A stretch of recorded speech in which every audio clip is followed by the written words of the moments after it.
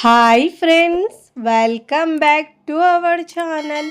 ఈరోజు మన కిచెన్లో బ్రేక్ఫాస్ట్లోకి ఎక్కువ హడావిడి లేకుండా అప్పటికప్పుడు సగ్గు బియ్యంతో మెత్తటి దోశలను ఎలా చేయాలో చూపించబోతున్నానండి.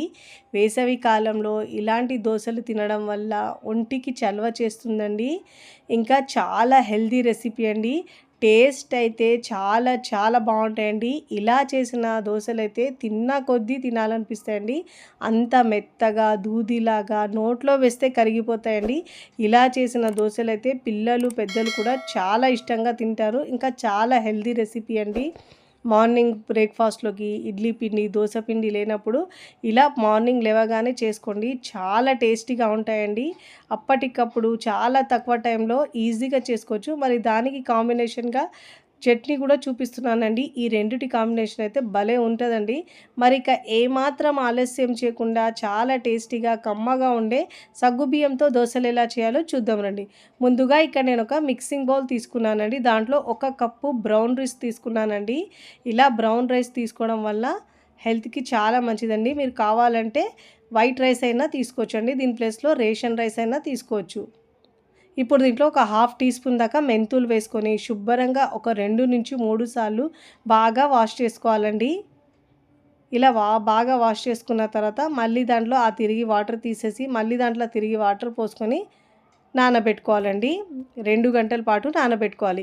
ఏ కప్పుతో అయితే బియ్యం తీసుకున్నామో అదే కప్పుతో 1 కప్పు లావుగా ఉన్న సగ్గు బియ్యాన్ని తీసుకోవాలండి. ఇక్కడ మీరు సన్నటి సగ్గు బియ్యం తీసుకోవద్దండి. లావుగా ఉన్నది మాత్రమే తీసుకోవాలి. దీన్ని కూడా వాటర్ వేసుకొని శుభ్రంగా వాష్ చేసుకోవాలండి. ఇలా వాష్ చేసుకున్న తర్వాత ఏ కప్పుతో అయితే మనం సగ్గు బియ్యం తీసుకున్నామో అదే కప్పుతో హాఫ్ కప్పు పెరుగు తీసుకోవాలి. హాఫ్ కప్పు వాటర్ తీసుకోవాలండి. ఇలా 2 కలిపి తీసుకోవాలి. మీరు కావాలంటే మజ్జిగ అయినా తీసుకోవచ్చు. ఇలా మిక్స్ చేసుకోవాలి. రెండుని వేసుకున్న తర్వాత సమానంగా ఇప్పుడు ఈ పెరుగుని మనం సగ్గు బియ్యంలో వేసుకోవాలండి.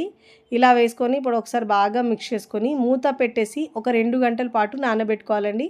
మార్నింగ్ లేవగానే మనం ఇలా నానబెట్టుకుంటే అన్ని పనులు చేసుకునే వరకు మనకు బ్రేక్ఫాస్ట్ రెడీ అయిపోతుంది. ఇప్పుడు ఇలా నానబెట్టుకొని పక్కకు పెట్టుకోవాలండి. 2 గంటలు నానితే సరిపోతుంది. అంతకంటే ఎక్కువ నానే అవసరం ఉండదండి. దీనికి ఇన్స్టెంట్గా చేసుకోవచ్చు. నేను 2 గంటల పాటు నానబెట్టుకున్నానండి. 2 గంటల తర్వాత ముందుగా ఇక్కడ నేను చట్నీని ప్రిపేర్ చేస్తున్నాను అండి. స్టవ్ మీద ప్యాన్ పెట్టుకొని ఒక హాఫ్ కప్పు దాకా పల్లీలను వేయించుకోవాలండి. మంటను మీడియం ఫ్లేమ్లో ఉంచి మాత్రమే వేయించుకోవాలి, లేకుంటే మాడిపోతాయండి. ఇప్పుడు ఇలా బాగా వేయించుకున్న తర్వాత ఇప్పుడు దీంట్లో మనం 1 టీ స్పూన్ దాకా ఆయిల్ వేసుకోవాలండి. ఇలా ఆయిల్ వేసుకోవాలి. ఇప్పుడు ఇలా ఆయిల్ వేసుకున్న తర్వాత పచ్చిమిరపకాయలు ఒక 2 వేసుకోవాలండి. మీ టేస్ట్ని బట్టి యాడ్ చేసుకోండి. ఉప్పు కారం మీ టేస్ట్ని బట్టి, ఒకవేళ మీరు కారం ఎక్కువ తింటే ఎక్కువైనా యాడ్ చేసుకోవచ్చండి. ఇప్పుడు పచ్చిమిరపకాయలను కూడా ఫ్రై చేసుకోవాలండి. ఇప్పుడు ఇలా ఒక 2 నుంచి 3 నిమిషాల పాటు బాగా ఫ్రై చేసుకోవాలి మంటను మీడియంలో ఉంచి. ఇప్పుడు ఏ కప్పుతో అయితే పల్లీలు తీసుకున్నామో అదే కప్పుతో పావు కప్పు పుట్నాల పప్పు, చట్నీ పప్పు అంటారు కదండి, అది తీసుకోవాలి. ఇప్పుడు మనం మంటను లో ఫ్లేమ్లో ఉంచి మాత్రమే ఫ్రై చేసుకోవాలండి, లేకుంటే మాడిపోతాయి పల్లీలు అవి. ఇప్పుడు నేను ఇక్కడ వెల్లుల్లి పొట్టు తీయకుండా ఒక 7-8 దాకా వేసుకోవాలండి. ఇప్పుడు వీటిని కూడా ఫ్రై చేసుకున్న తర్వాత ఒక 10-15 దాకా కరివేపాకు వేసుకోవాలి, ఆకులు. ఇలా వేసుకొని వీటిని కూడా మంచిగా ఫ్రై చేసుకోవాలి. లో ఫ్లేమ్లో ఉంచి మాత్రమే ఫ్రై చేసుకోవాలండి. ఇక్కడ నేను చిన్న చింతపండు ముక్క తీసుకున్నానండి. అంతకంటే ఎక్కువ వేస్తే మనకు చట్నీ పులుపు అవుతుందండి. ఒకవేళ మీరు పులుపు ఎక్కువ తింటే ఎక్కువైనా యాడ్ చేసుకోవచ్చు, కానీ కనీసం ఇంత ఉంటేనే సరిపోతుందండి. టేస్ట్గా ఉంటుంది చట్నీ. ఇప్పుడు బాగా మిక్స్ చేసుకున్న తర్వాత పూర్తిగా చల్లారించుకొని మిక్సీ జార్లో వేసుకొని వాటర్ వేసుకొని గ్రైండ్ చేసుకోవాలండి. ఇక్కడ మొత్తం గ్రైండ్ చేసుకున్న తర్వాత మిక్సింగ్ బౌల్లో వేసుకోవాలండి. ఇలా బౌల్లోకి వేసుకోవాలి. చట్నీని మిక్సింగ్ బౌల్లో వేసుకున్న తర్వాత అదే మిక్సీ జార్ కడిగి హాఫ్ కప్పు వాటర్ వేసుకోవాలండి. బాగా మిక్స్ చేసుకోవాలి. ఫస్ట్ టైం నా ఛానల్ చూస్తున్న వాళ్ళు ప్లీజ్ నా ఛానల్ని సబ్స్క్రైబ్ చేసుకోండి, లైక్ చేయండి, పక్కనున్న బెల్ ఐకాన్ని ప్రెస్ చేయండి. ఇలా ప్రెస్ చేయడం వల్ల నేను పెట్టే వీడియో నోటిఫికేషన్ ముందుగా మీ హోమ్ పేజ్కి వస్తాయండి. వేసుకొని ఇలా బాగా మిక్స్ చేసుకున్న తర్వాత పోపు పెట్టుకోవాలి. స్టవ్ మీద ప్యాన్ పెట్టుకొని 1 టేబుల్ స్పూన్ దాకా ఆయిల్ వేసుకోవాలండి. ఆవాలు, జీలకర్ర హాఫ్ టీ స్పూన్ దాకా, ఎండుమిరపకాయలు, కరివేపాకు వేసుకొని పావు టీ స్పూన్ పసుపు వేసుకొని పోపు పెట్టుకోవాలి. ఈ చట్నీ దోశలో, ఇడ్లీలో, దేనిలో కూడా బాగుంటుందండి. ఈ చట్నీని పక్కకు పెట్టుకొని ఇక్కడ మనం సగ్గు బియ్యం కూడా బాగా నానాయండి. బియ్యం కూడా బాగా నానాయి.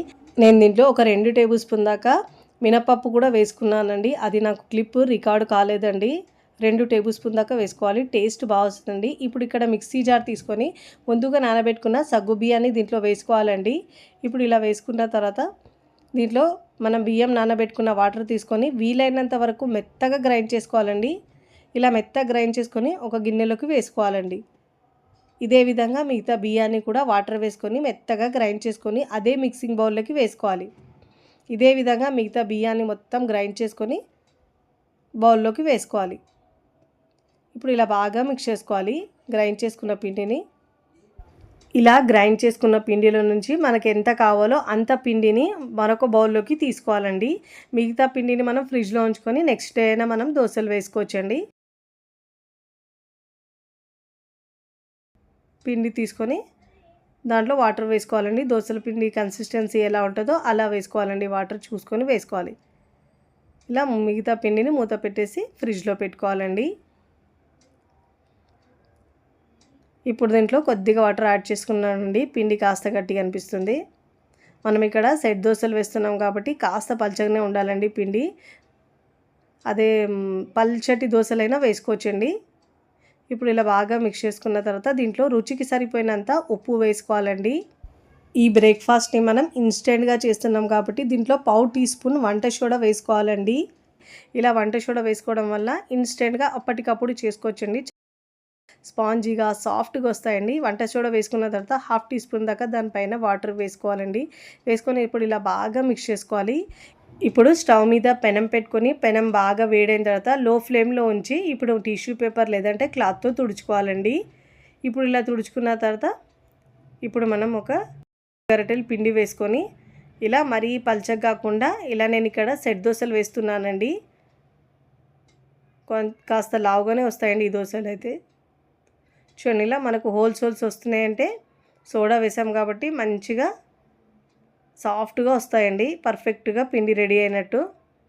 చూడండి ఇప్పుడు దీనిపైన ఒక హాఫ్ టీ స్పూన్ దాకా ఆయిల్ వేసుకోవాలండి. ఆయిల్ వేసుకున్న తర్వాత ఒకవైపు మంచి కలర్ వచ్చిన తర్వాత మరోవైపుకి టర్న్ చేసుకోవాలండి. నోట్లో వేస్తే కరిగిపోతాయండి. అంత సాఫ్ట్గా స్పాంజీగా ఉంటాయి. మరోవైపు టర్న్ చేసుకొని అటువైపు కూడా మంచిగా కాల్చుకొని ప్లేట్లోకి తీసుకోవాలి. ఇదే విధంగా మరొకటి వేసి చూపిస్తున్నానండి. ప్రతిసారి దోశ వేసేటప్పుడు వాటర్ని చిలకరించి టిష్యూ పేపర్తో తుడుచుకున్న తర్వాతనే మనము ఇలా దోశను వేసుకోవాలండి.